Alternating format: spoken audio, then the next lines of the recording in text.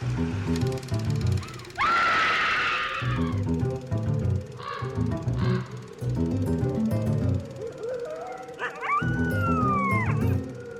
everyone, and welcome to Scream Scene, the horror movie podcast where we watch every horror movie ever made in chronological order, and then we rank them from best to worst. My name's Ben. And I'm Sarah. Thank you for listening to us today. How are you doing today, Sarah? Doing all right. If folks are unaware, there have been quite a few wildfires across Alberta. Where we live, we are safe from fires, but not the smoke.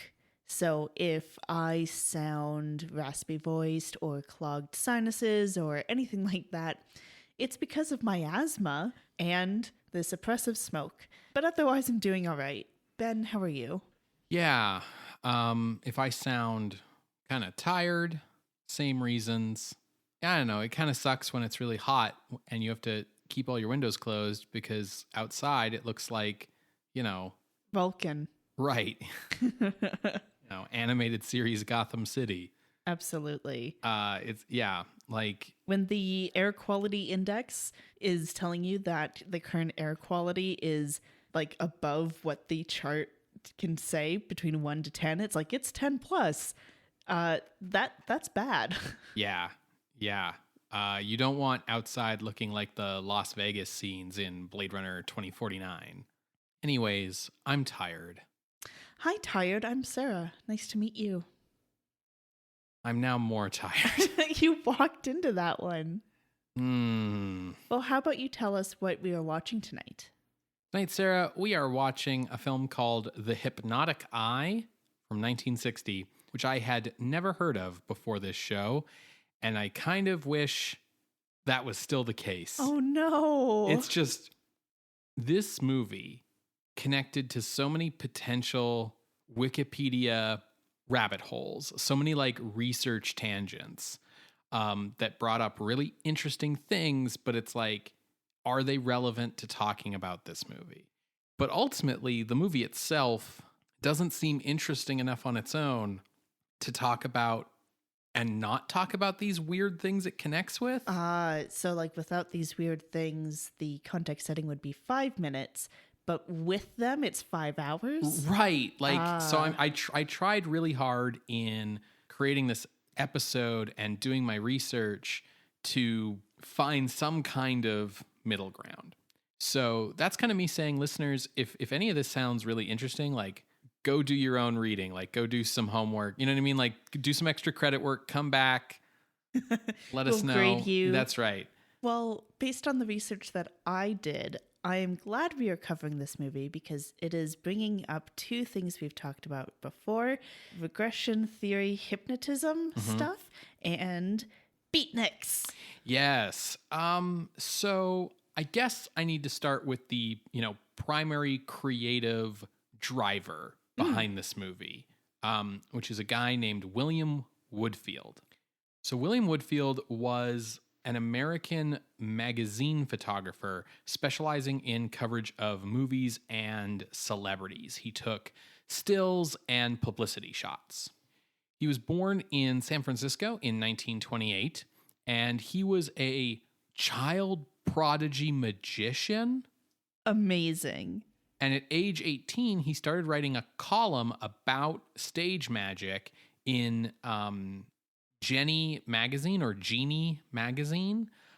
which was a trade magazine for magicians. Working with the magazine got Woodfield interested in magazine production, which got him interested in photography. And by 1957, he was an in-demand celebrity portrait photographer for the likes of Natalie Wood, Elizabeth Taylor, Peter Ustinov, and Marilyn Monroe.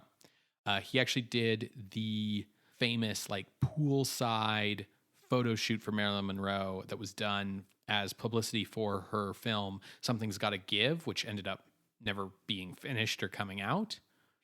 In late 1959, early 1960, he was working as a stills photographer on Spartacus.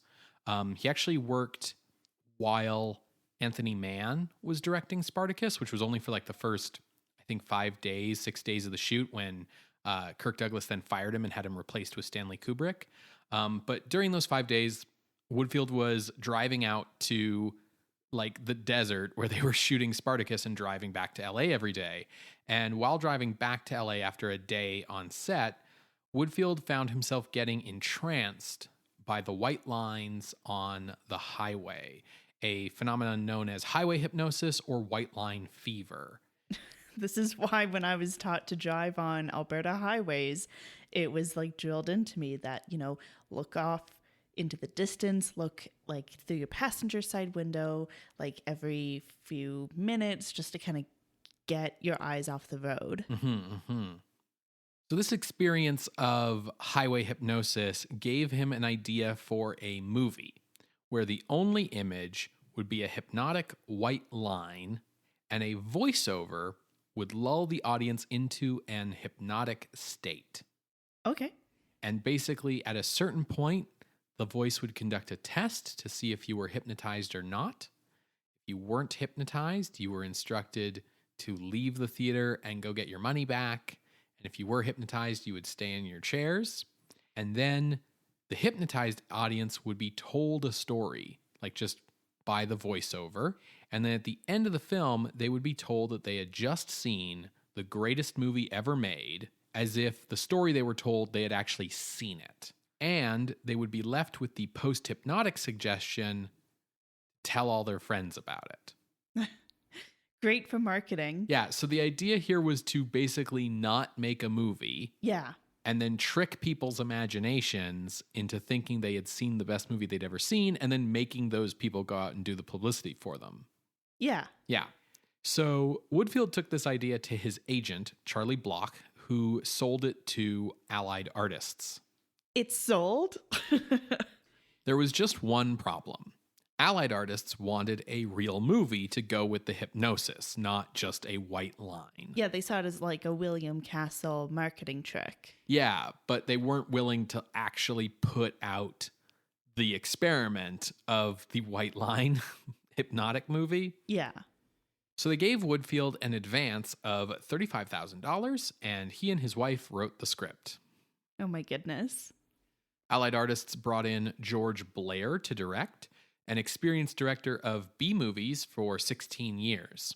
The Hypnotic Eye would be his final feature film before he permanently transitioned to TV work.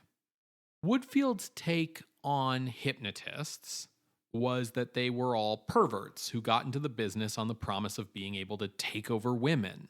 He always noticed when he went to go see demonstrations of hypnosis that the hypnotist always had a bunch of pretty girls with him who he would then, instantly put under and make them do whatever he wanted.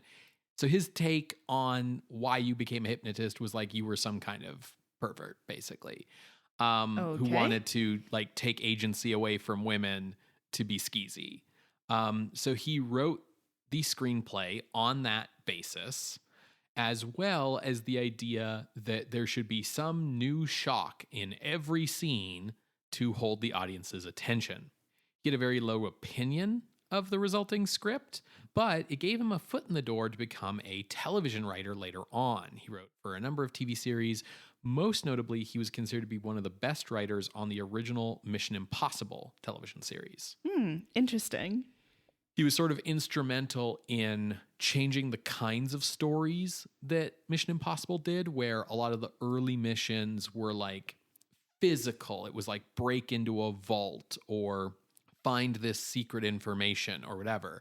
And Woodfield introduced the idea of missions that were more like con jobs, adopt these disguises and con the target into giving us the information you want kind of thing. And now it's gone full circle into what kind of action, pushing the limits kind of thing can Tom Cruise do? Right. So Woodfield wanted Pedro Armendariz for the lead role here. You might know him as, there's a bunch of different things. Probably the easiest one to point to would be he's James Bond's contact in Istanbul in From Russia with Love. Okay. But Allied Artists cast Jacques Bergerac, a French law student who had become an actor in 1953 when a vacationing Ginger Rogers met him, married him, and then brought him back to Hollywood and started getting him jobs. What a whirlwind romance. Yes, because the two then divorced in 1957, 4 years later, but Bergerac kept it going as an actor until 1969 when he retired to become head of Revlon's Paris office. Wild. He passed away at age 87 in 2014. The film's female lead is played by Allison Hayes, the bombshell actress who we've seen in The Undead, Zombies of Moratau, and The Unearthly, but is best known as the title character in Attack of the 50-Foot Woman. This is the last we're going to be seeing of Hayes, who later suffered severe health problems due to lead poisoning from a calcium supplement that she had been taking. She died of leukemia at age 46 in 1977, and shortly thereafter, the FDA made a number of new regulations regarding nutritional supplements in the US because of her case. A number of cameo roles in the movie were cast purely as publicity stunts. Like, Allied artists just loaded this up with gimmicks, basically. A couple of examples include there's like a scene at like a beatnik club or something where we see Eric Big Daddy Nord and Lawrence Lipton. And I understand that you have some information about these people. Oh, yeah. Yeah, Daddy-o. You dig? Let me tell you about Lawrence Lipton. Okay. Is he the Lipton tea guy? No, I was really disappointed. He nor his son have nothing to do with Lipton tea. Lawrence Lipton cameos as King of the Beatniks. So you might wonder, like, why Lawrence Lipton? Who is this guy? What is he doing here? Well, Lawrence Lipton is an author, a poet, a novelist. He was born in 1898 in Poland and immigrated to the U.S. when he was 5 years old with his family, first to Chicago and then settling into L.A. later in life. A Jewish American, his first publication was an illustration of the Haggadah, which is a Jewish text, and he rubbed elbows with Chicago writers. He would write for The Atlantic as a journalist, and then he would pivot to fiction and poetry. In LA, he became a central beat figure, though he's a bit older than the typical beatnik in your mind. He was born in 1898, so he's probably at least 10 years older than the average beatnik. His book, The Holy Barbarians, was published in 1959 and is notable because it's the first piece of nonfiction about the beatniks. I saw descriptions of it as like, this is a sociological study, and it's not rigorous in that way at all. If anything, it's almost like a self-telling about what beatnik culture is and what they stand for, why they do what they do. But it's also coming from a beatnik himself. As I said, it kind of reads like a diary. It feels very transparent in describing the scene, the conversations, etc. It almost reads like fiction because of the way it's told. And specifically, The Holy Barbarians focuses on the beatniks in Venice, California. I'm surprised you don't know who this person is because his son, James Lipton, was the host of Inside the Actor's Studio, which I know you and your family watched a lot of. Yeah, I know the name James Lipton for sure. Yeah, so this is his dad. Gotcha. So the reason why I think he kind of came to mind is because of, this book, The Holy Barbarians, and I believe this movie is set in or around Venice, and he's kind of like, you think Venice, California, and beatniks, this guy's face comes to mind. Gotcha. Now, the other guy you mentioned, Eric Big Daddy Nord, was actually called King of the Beatniks. Oh, okay. Which is confusing. It's confusing and bothers me, but, right. Whatever. He was born in 1919 in Germany. His mom was American. His dad was a German pastor, and so they would frequently travel to the U.S. In 1938, Germany was not the best place to be, so he immigrated to the U.S., specifically to L.A., to start acting. The reason he's called Big Daddy is because he is 6'7", Ben. Gotcha. Tall man. Tall man. That's like 1 3/4 of me. Right. That's ridiculous. So he entered the beatnik scene kind of as a poet, but mostly because he would be working at coffee houses, kind of getting his foot in the door at the self-proclaimed gateway to beatnik land cafe called Coexistence Bagel Shop. Gotcha. Wanting to get into the cafe owning business himself, he rented a basement, and that kind of hangout place became known as the Hungry Eye. And eye is in the letter, not the organ. Gotcha. It became known as a great place for stand-up comedy, for poet readings, makeshift theater productions, dancing, all of that. When LA was like, you know what, we should crack down on drugs, the police raided the Hungry Eye and would arrest Big Daddy, not for any like drug reason, but because he was hosting public dancing without a license. Okay. So keep in mind, he has a criminal record now. Mm-hmm. Later on. I mean, isn't that just better cred if you're a beatnik? Possibly. Later on, Big Daddy was a key suspect when 2 high school girls went missing after a play of a performance at one of his clubs. Reportedly, he and another guy took the girls on a drive post-performance. I guess it was this like procession of beatnik cars, and so they took the girls with them, and then the girls disappeared. He turned himself in because he's like, I don't know what happened to them, and like my name has come up in the papers, particularly because I have this arrest record, and I want you guys to know I have nothing to do with it. My interest in the girls was purely as like a father figure. They would go to trial in 1958, and the judge was like, there's no real evidence here, but I'm going to give you a $300 fine and 3 years probation. $300 would be about $3,000 today. So he's well known in LA. His face has come up, but also he's the host of many of the cafes where the beatniks are going. And I think the fact that he's like hosting and like the owner of these establishments is why he's known as King of the Beatniks. But I don't think that's necessarily why he's in this movie. I think the reason why he's in this movie is because in 1959, he opened a cafe called the Gas House in Venice. And it was a cafe. It was a hub of the beatniks. And it's also the setting for the beatniks in the Hypnotic Eye. Gotcha. So I think it was kind of like a, let us shoot here and you can be in the movie. Gotcha. Big Daddy would have many future cafes and establishments that would be cafes, as well as cafe and art gallery, cafe and concert location. Some of the people who performed at some of his establishments include Janis Joplin and the Grateful Dead in about the mid-1960s.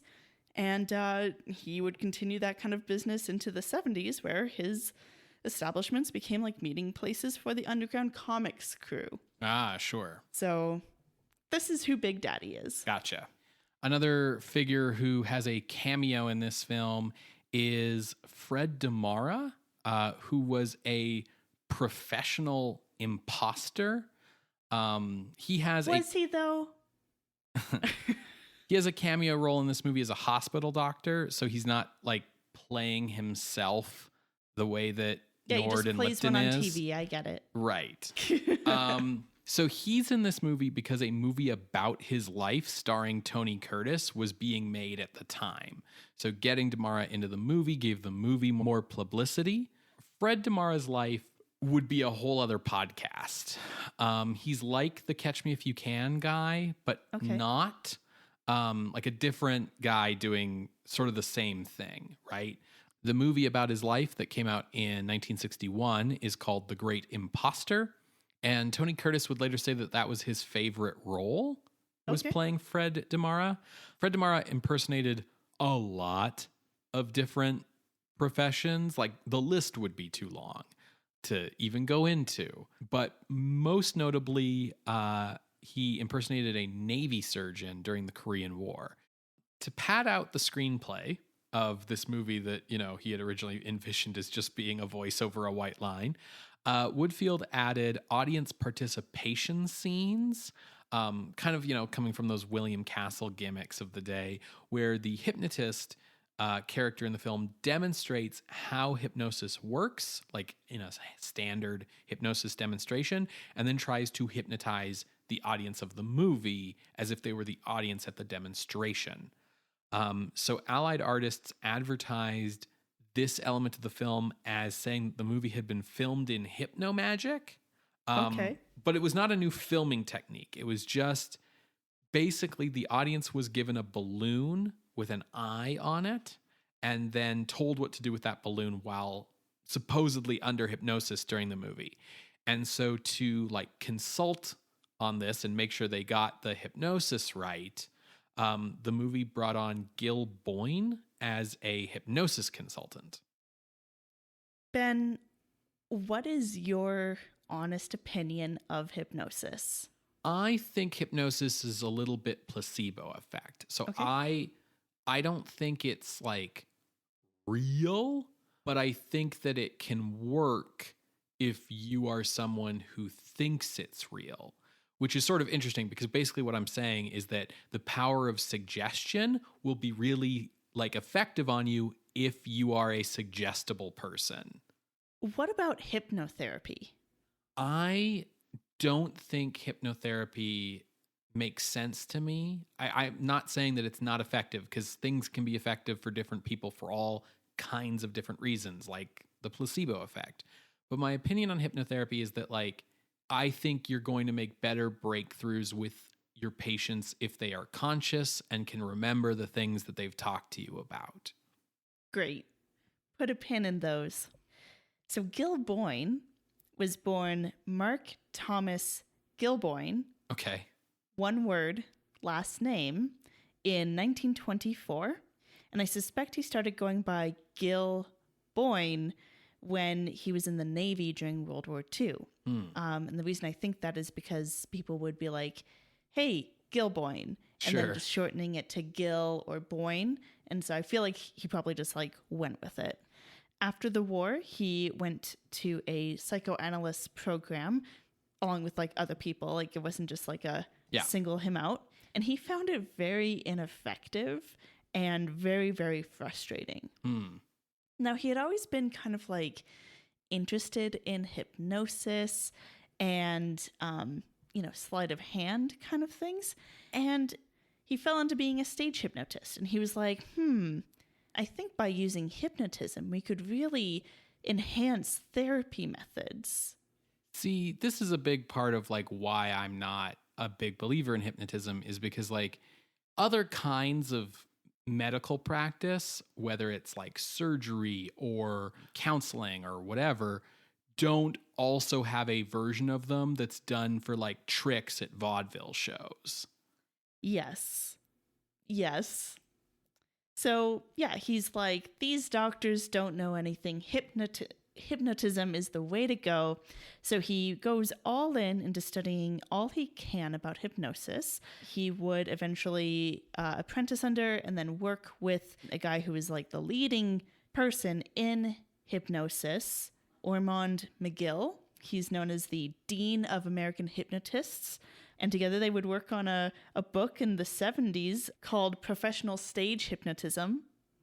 So even in the 70s, there's still stage hypnotism, one foot, hypnotherapy, the other foot. Yeah. You want to be careful, though, and not refer to your patients as marks. Absolutely. Unless that's their name. Right. And in particular, Gil Boyne was very influenced by things like regression therapy, which we've talked about in the context of Bridie Murphy stuff, and Gestalt therapy, which is kind of related to cognitive behavioral therapy because it's about enhancing your personal awareness, your freedoms, your self-direction. You have the power to make the change. Right. Once you understand the context around you. So I will say CBT is something I believe in. It's something I've been through and that was very effective with me. Regression therapy is something that in previous episodes of this show we have shown was based on a faulty premise because the original Bridie Murphy thing was all bullshit. Yes. Anyways. So with regression and Gestalt therapy combined, it's like understand your past lives to provide context for who and where you are now. Right. And let's talk about moving forward. Right. Which is also very similar to Scientology. Just so you understand like where the Venn overlap on all of these con men Absolutely. is. I mean, I'm not disagreeing with you, Ben. Sure. We can now no longer step foot in LA for saying these things. By the time that this movie is being made, 1959, 1960, Gil Boyne's big accolades are ahead of him. He would found the Hypnotism Training Institute in 1976, the year before that book about stage hypnotism. Mm-hmm. He would say that, like, opening this institute is very important so that the layperson can understand how to best use hypnotherapy. At no point in my research was I able to determine what kind of psychology or counseling related degrees Mr. Gil Boyne had.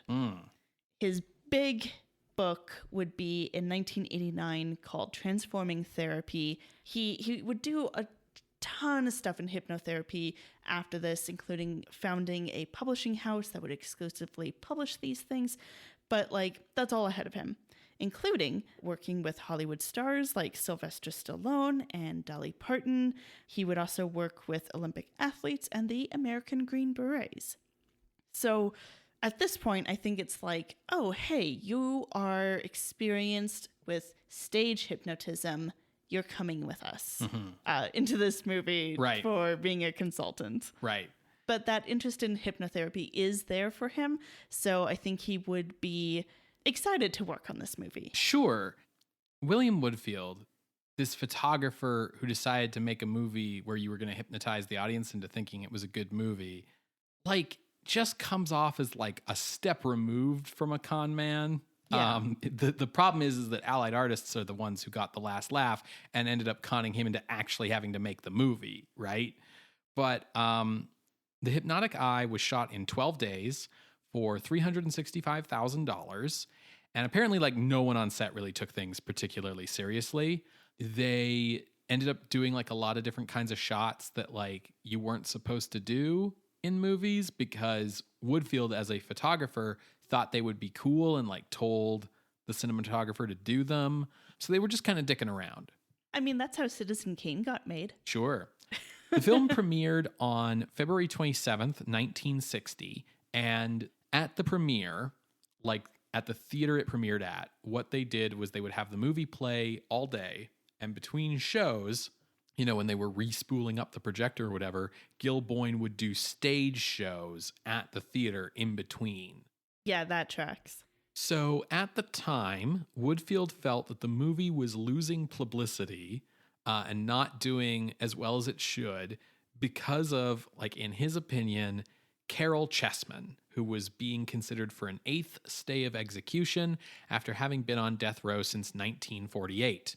That has nothing to do with this movie. So Carol Chessman, like, was fairly notable. A movie had been made about his life under a different name in 1955.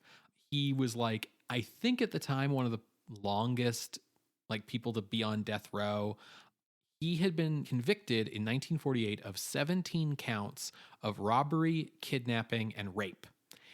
There was a lot of stuff, a lot of ins and outs in this case. This is not a true crime podcast, but basically the main issue that kept causing all these stays of execution was that he was getting executed for kidnapping, which normally isn't a capital crime, but under a very specific interpretation of a California law, kidnapping that causes bodily harm could be a capital crime, but like it still wasn't a lethal kidnapping. And so there was just like a lot of controversy over like, should we be executing this guy?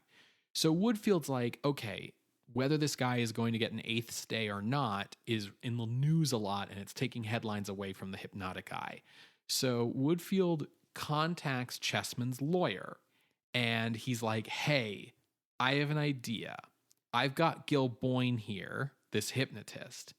How about we have him come over and hypnotize Chessman the day of the execution, and that way he'll get to win his 8th stay of execution on the grounds that you can't execute a man who's not in his right mind. And then you can say, oh, I had no idea that he got hypnotized by this guy. Who is this guy? And we'll be like, oh, it's the hypnotist from The Hypnotic Eye, this movie we're showing. And everybody wins. Your guy gets the stay of execution. We get more publicity for the movie.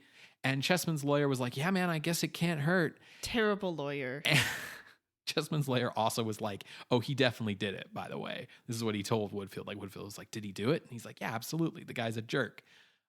So this ended up not happening because thank God Chessman ended up getting the 8th stay of execution anyway without needing the stunt because of some political stuff going on at the time. But this ended up leading to Woodfield becoming like fascinated by Chessman's case. Like he got involved now. He like went to meet with Chessman and was like, hey, like, what's the deal? Are you guilty? What's up? And Chessman's like, God. no, I'm absolutely not guilty. If you want, you can take a look at all the case files and all of the like evidence and all of the testimony and like read it and like tell me if you think I'm guilty or not. And Woodfield like examined all this evidence and listened to Chessman's story and became convinced that Chessman was actually innocent, and then convinced Chessman's lawyer that Chessman was actually innocent. And he took all this work that he did examining the case to a justice on the California Supreme Court and talked this guy into giving Chessman a 9th stay of execution. And the judges like got his secretary, like, call the prison. We're going to have the execution delayed for a 9th time. But the secretary misdialed.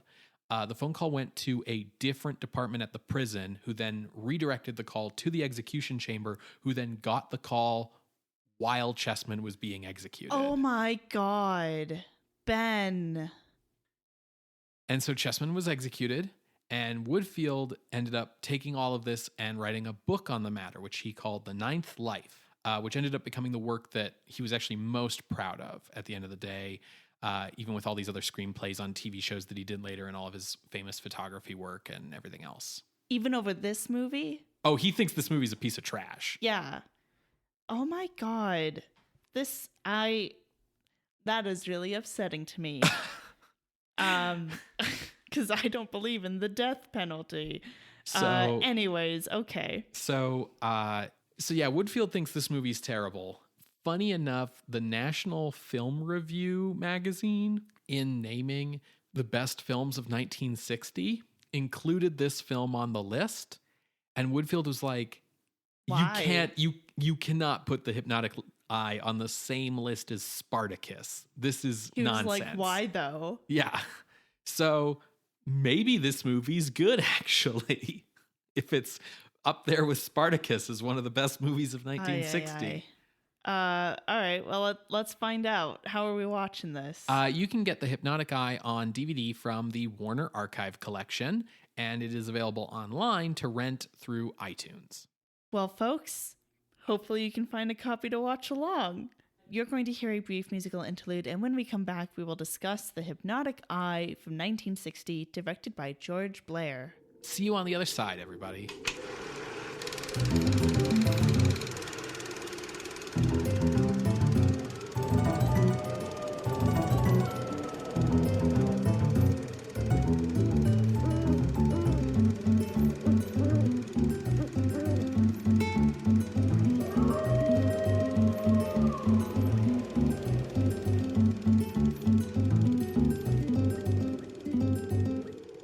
Hello and welcome back to Scream Scene. We just finished watching The Hypnotic Eye from 1960, directed by George Blair.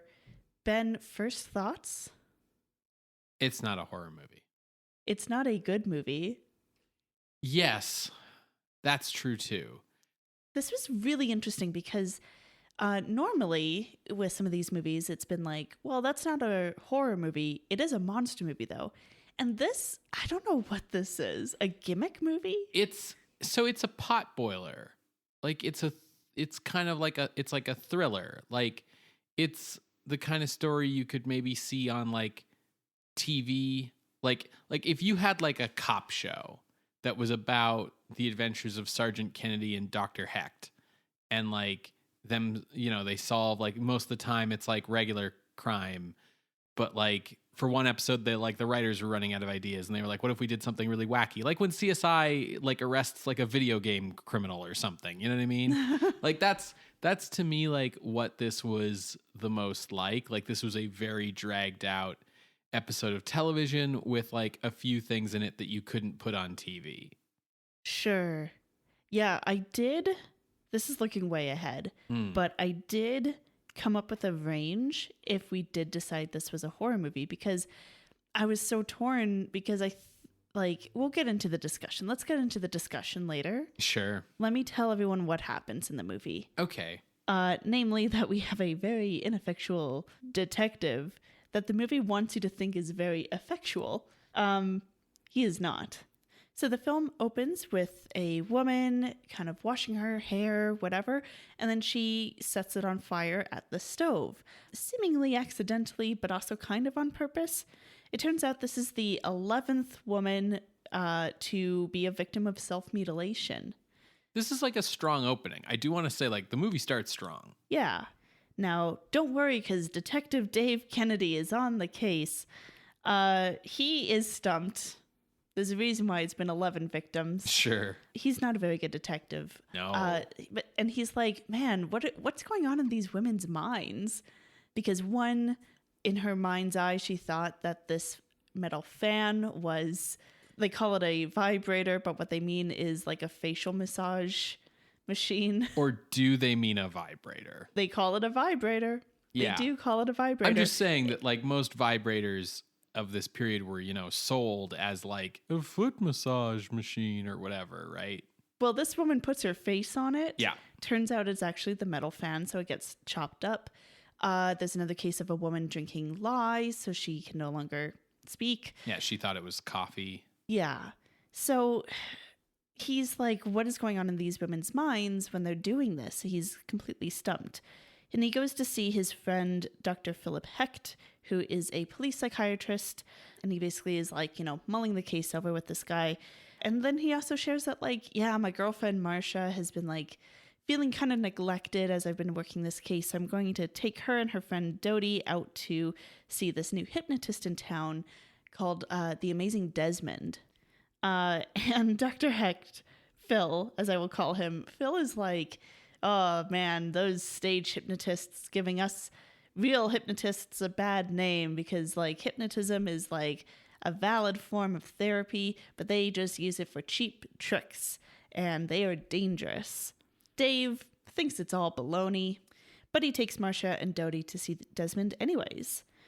Desmond, he is French, so he's very, you know, heavy on the French accent as he is giving these demonstrations.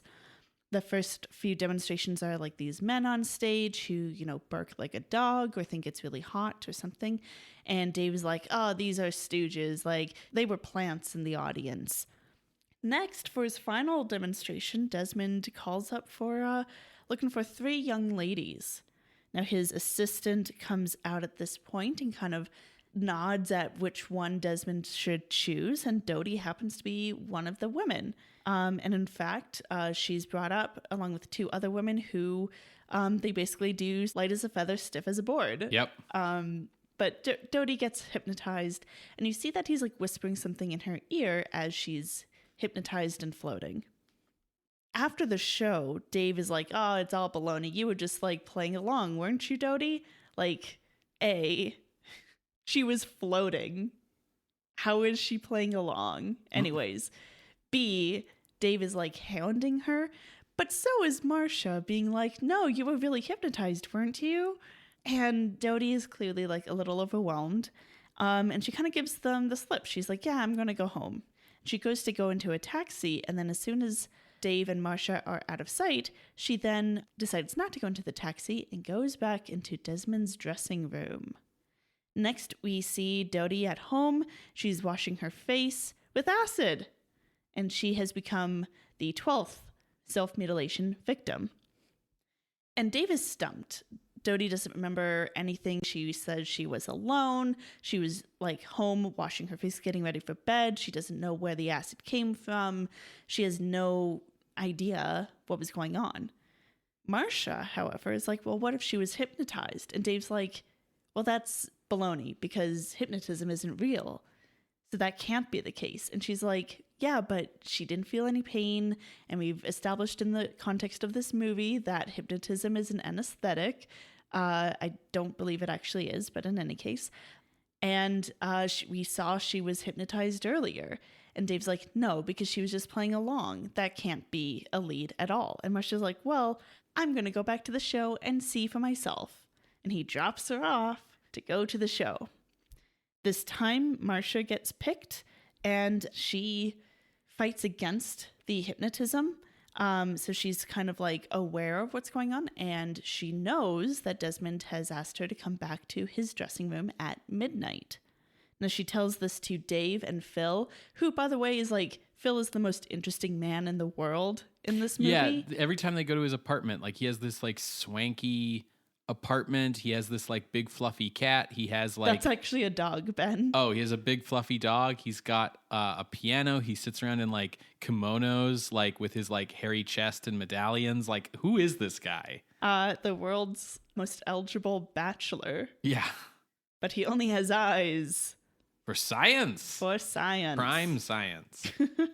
Yeah, so she tells Dave and Phil about this, and Dave's like, well, I don't like this. My girl running around with this hypnotist. And Phil is like, but they think she's hypnotized. She wouldn't be aware of what she's doing. And Marcia's like, that's right, and I'm gonna go. And so they come up with a plan that Dave and Phil will follow along while Marcia goes in. Marcia heads into the dressing room and then gets re-hypnotized. And Desmond takes... Desmond is a sleazebag. Yeah. But he doesn't just straight up assault her. He's like, hey, let's go for dinner. Where do you live? Let's go out on a night on the town. It's a little better than just straight up welcoming her back into his dressing room and then going to town, right? It's... hey, let's wine and dine you. I'm still going to make out with you, where consent is a big missing piece of the puzzle here. He's a sleazebag, absolutely. Okay. The look on Ben's face. Okay. So, I get where you're coming from, but I actually think this is worse. I'm just trying to show that I think with this perspective, Desmond doesn't see himself as a bad guy. Yeah. And I think that's why it's worse. So, like, okay, from a perspective of watching the movie, yes, it is much more pleasant, I suppose, to watch him hypnotize a girl into going on a date with him, like the girlfriend experience, rather than just, like, hypnotizing her into immediately having sex with him. It's non-consensual either way. Yes. But... in terms of like ranking Desmond on the sleazebag scale, and maybe this is just like my point of view, but like, it's like either way, you are mind controlling this woman into having sex with you. Like that's the end goal here. Yes. The fact that he wants to do the girlfriend experience does give a performative element to it. It's like of being like, hey, everyone, look who I have on my arm. Like it's weirder. Yes. To me, that's weirder because, like, because he knows what's going to happen to her, right? Which we haven't gotten to yet, yes. And so, but you know, not to get ahead of ourselves.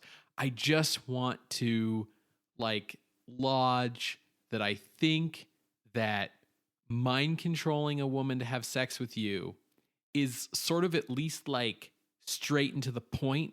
It's like I get what you're doing here. Like it's bad.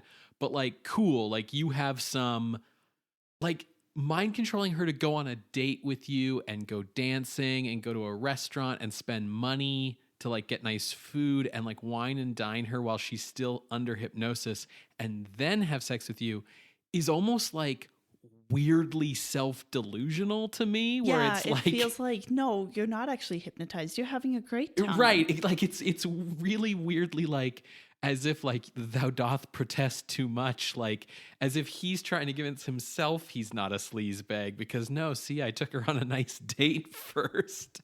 Like absolutely. Like no, he's a sleazebag either way, but one of these is a little bit worse than the other. Yeah, it's just I think one of them makes him easier to watch in a movie and the other makes him like kind of worse in the sense that like, if you're gonna be a bad guy, like at least know you're a bad guy. Like, don't try to dress it up. Anyway, sorry. So yeah, okay. So they meet at midnight. Mhm. Oh, so this is over 30-year-old Sarah saying something.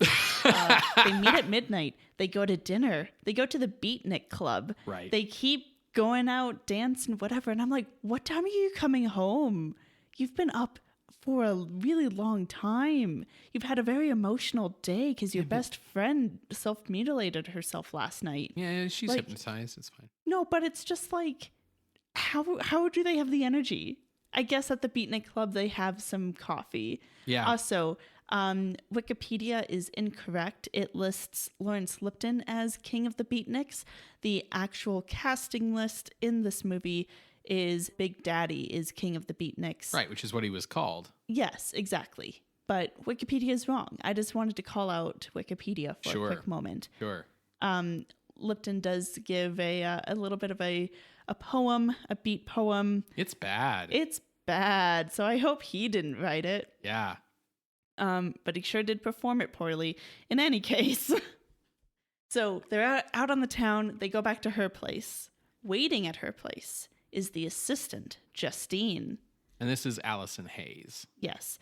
So Justine is there, and Desmond is like not surprised that she's there. It's kind of part of the plan. So he stops making out for a minute and kind of hands Marcia, still hypnotized, over to Justine and asks like, how many more? And Justine says, as long as there are beautiful faces like this one. And then she takes Marcia to go get ready for bed by like suggesting that she goes into the scalding hot shower. So Marcia is about to become the 13th self-mutilation victim. And then Dave knocks on the door. Because remember, Dave and Phil have been following this whole time. And Dave has been a real dick about it. Dave is so stupid. Should I wait to get into how stupid Dave is? Or do you want me to get into it now? We can wait till the discussion. Okay. But I am going to point out that, yeah, he's been with Phil following this whole way, being like, I can't believe she's hanging off him. And Phil is like, well, if she's hypnotized, she won't know what she's doing. Yeah, it's like she's also acting. She's trying to like lead this guy into confessing or something. Yeah, we're doing like an undercover sting here, guy. Like either she's hypnotized or she's pretending. But also, they then follow her to her place. They're outside in the car. She and Desmond are making out inside. And just as like, the key part in your investigation, the what happens to them right before they mutilate themselves part, the thing that you don't know that you need to find out, right as that's going to happen, Dave's like, I think we've seen enough. Let's just leave. And it's like Phil who has to be like, no, like this is the part where she's going to mutilate herself. Maybe you should go in and check on her. Yeah, he's like, also, they're following because they aren't sure if Desmond is a murderer. Yeah. Yeah, like, let's that's just the leave whole your point. girlfriend here. That's the whole point. But he's like, I can't watch any more of my girlfriend making out with this guy who we're assuming is the murderer, who like she is luring into like the like. Yeah, the worst guy. Oh my God, the worst guy. detective. So yes, at Phil's suggestion, Dave goes and knocks on the door just in time and interrupts this whole self-mutilation. Justine explains her presence as, yeah, I'm an old roommate of Marcia. And Marcia is in her hypnotized state is like, yeah, Justine's an old roommate. And Dave's like, but you never went to school. Boarding school. And with that, Justine like runs down the fire escape. And the next morning, Dave's like, yeah, it was really strange. I don't know what was going on. Yes. Marcia also has been continuing to act strange because she's still hypnotized.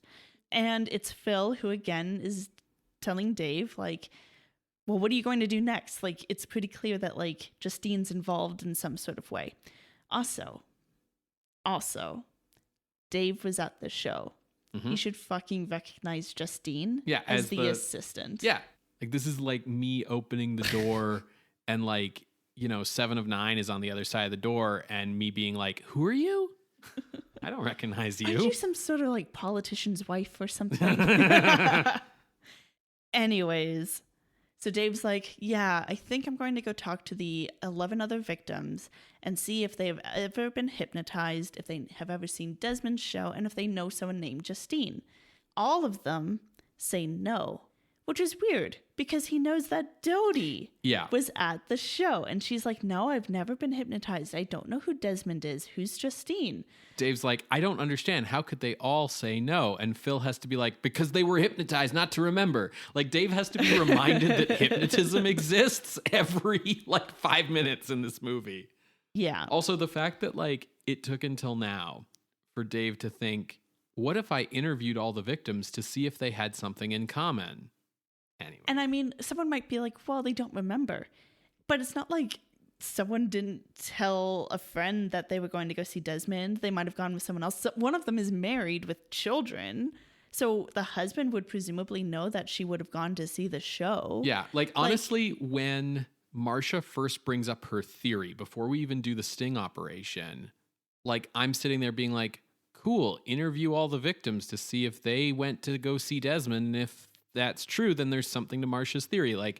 I should not be better at this guy's job than he is. Yeah. So interviewing all of the previous victims took all day. So Dave and Phil are going to go check on Marcia. Except she's not home. She's back at Desmond's show. So we head there, and this is when Desmond attempts to hypnotize the audience. All of it is fake. It doesn't work at all. Yeah, none of it worked. None of it worked. We were doing trying the things, to. Yeah, we were playing along, giving the movie a benefit of the doubt, and they failed. Anyways, Dave and Phil bust in, and that's when Justine takes Marcia up to the catwalk to kind of threaten her so that she and Desmond can escape. Desmond is at gunpoint, and this is when Phil tries to talk Justine down off the catwalk, and he's like, but look at you, you're so beautiful, you have so much to live for, you have such a beautiful face. And Justine's like, if you like my face so much, you can have it. And she pulls off her face. It's a face mask. Yeah. And underneath she is mutilated, and she tosses the face down towards Phil. That causes enough of a hubbub that Desmond tries to escape, and he gets shot. And at that moment, Justine's like, no, Desmond! And she jumps off the catwalk. Even though it's only 20 feet, she dies. Mm-hmm. And then Marcia is about to fall. Dave tries to pull her up, whatever. He rescues her, whatever. But the movie's not over yet. Phil has to go out to the audience who have heard gunshots and yelling, and just says hey everyone, remember, hypnosis as a therapy tool is valid, but on stage it's dangerous. Do not do any kind of hypnosis. Talk to your doctor about getting hypnosis. Exactly. Don't do it unless it's under medical supervision. Which is hilarious because, as you said in the context setting, right after this, during the premiere weekend or whatever, fucking Gil Boyne would pop out and be like, and now it's the amazing Gil Boyne. Yeah, doing hypnosis between shows. Also, it's hilarious because Phil looks right at the camera when he's doing this and is like, don't get hypnotized by someone who's not a doctor, not even in a movie theater. He specifically says that. Also, theoretically, the movie was trying to hypnotize you during the movie just now. Yeah, but he's warning, he's finger wagging. It's very funny. So that's the end. That's the movie. So okay. Oh my God, Dave. Where do you start? My God. Are we starting with Dave? Let's just start with Dave. You're so bad at your job. How did you get to be a detective? I don't know where this is set. It's Venice, California. You said that, right? So, yeah, I have to assume that just white guy failing up stuff here. Everything that I know about being a police detective does come from reading David Simon books. And I mean, that's fair. For me, in this context, it comes from L.A. Noire. Yeah. But it's like this guy gets his case handed to him on a silver fucking platter. It's like, okay, I've got 11 ladies who all mutilated themselves while clearly not in their right frame of mind. Right? They thought they were doing something else and they don't have any memory of anything. Then I go out to a hypnotist with a friend of mine. She gets hypnotized at the show. Then she mutilates herself and she doesn't remember why she did it. She doesn't remember, she thought she was just washing her face. There's sulfuric acid in the house that wasn't there before. Yeah. How did this get here? So then it's like at that point, like, it's like, oh, huh. Well, even though I don't believe in hypnotism, like, I'm a police detective and my job is to run down every lead. And like, she went and saw a hypnotist, a person who ostensibly could have hypnotized her to do this. And that would match what happened to everyone else. At that point, I would have been interviewing everyone being like, hey, did you go see Desmond? And if they, and asking Dodie. And when Dodie goes, no, I would know something is weird going on because I was there with her at the show. And then I would have found the balloon in the lady's purse or whatever that leads them. Like, I would have been so many steps ahead of this guy. And then like, yeah. Without putting your girlfriend at risk. Right. And then the fact that like, okay, this story overall feels like 25 years out of date.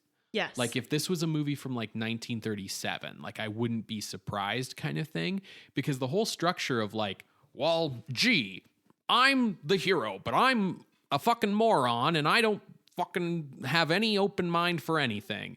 And then like you have the lead female character being like, well, gee, I just have a woman's intuition kind of hunch. So I'm going to go off and put myself into danger to prove my hunch.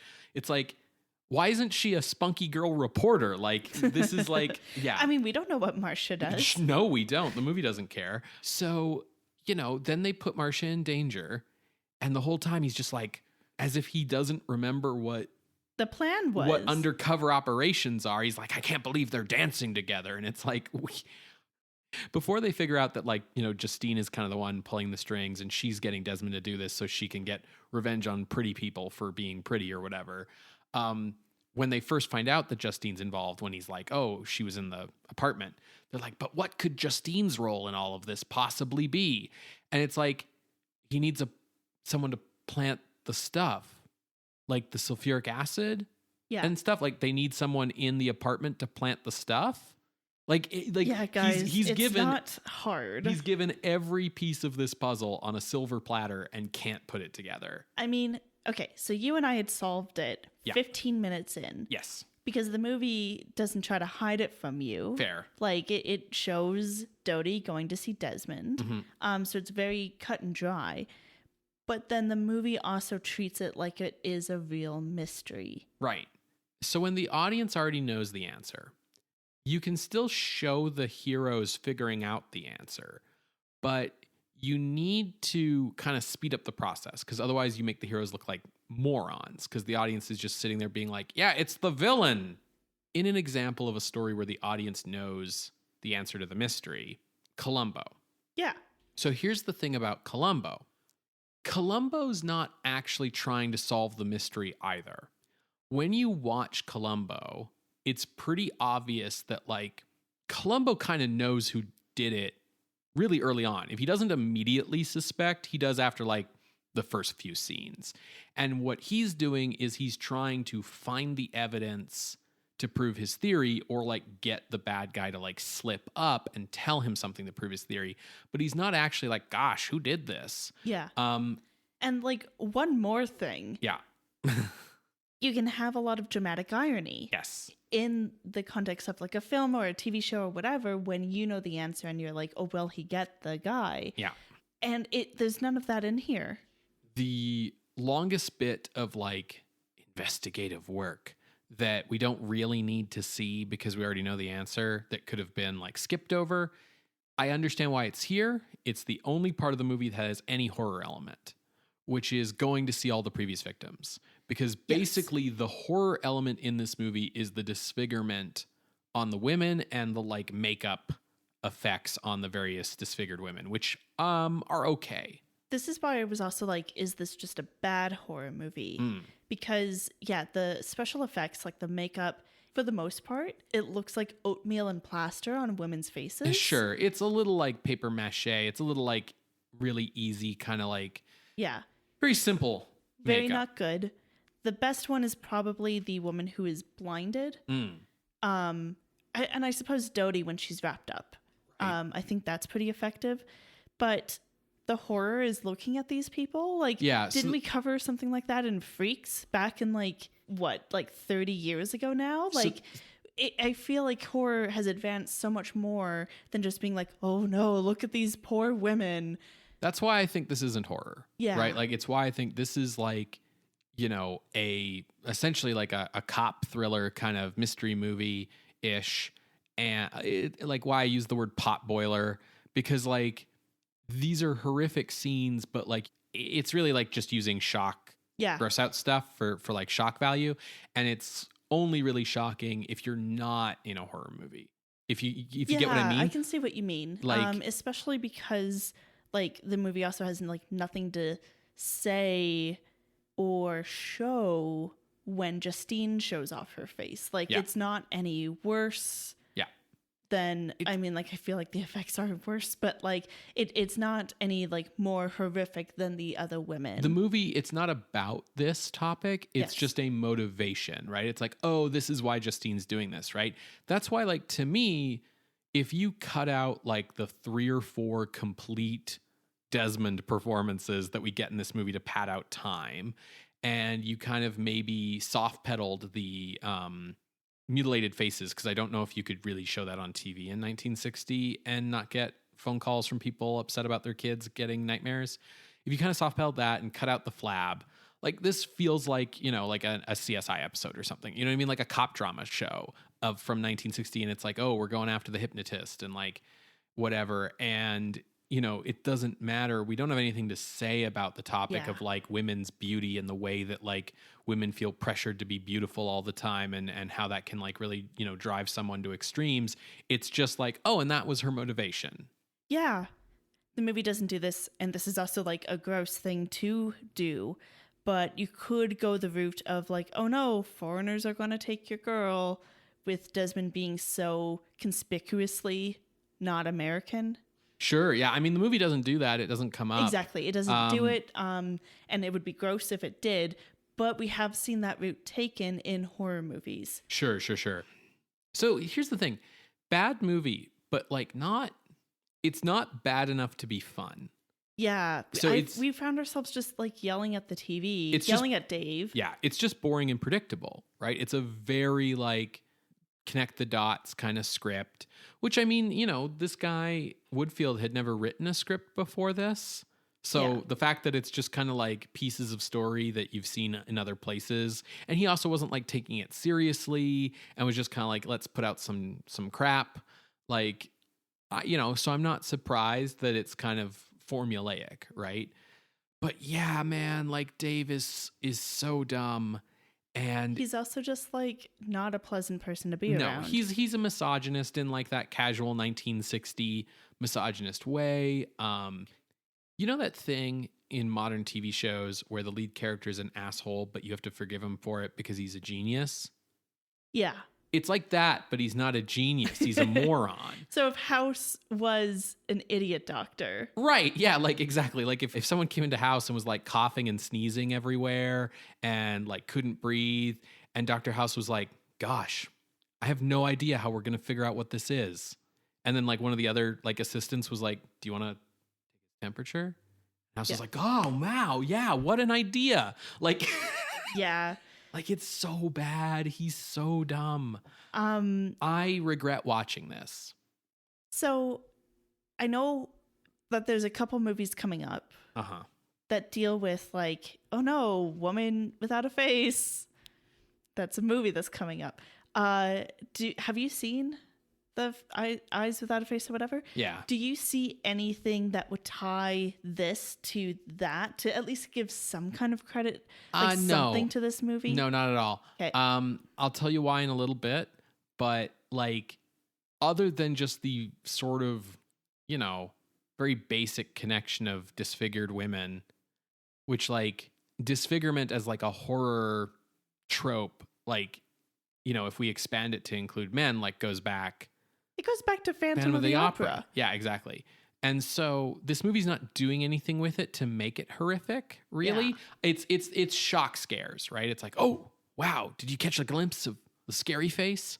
But like there's a jump scare with a cat, and that's like about it. Yeah. No, I regret watching this. I regret having this be an episode. Oh, don't say that. No, I'm glad we watched it because at least then we got to yell at Dave. Yeah.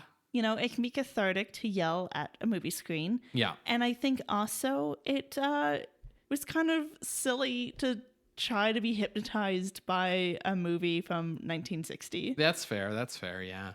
Yeah, man. It's just this movie's very boring and predictable.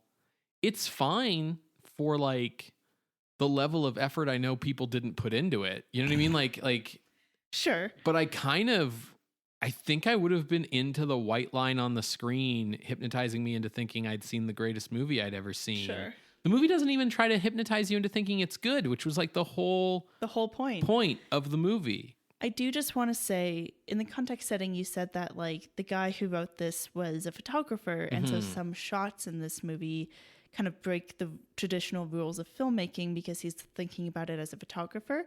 There were some neat shots. Yeah. So that, it was neat, but obviously there's no like leading towards a larger artistic purpose. Sure. Which I include here only just to differentiate it from what Orson Welles did in Citizen Kane. Sure. Yeah, I mean, there's like when the lady burns her hair on the stove, it's like a shot from the point of view of the stove element. We get like shots from the POV of the sink when she washes her face in the sulfuric acid.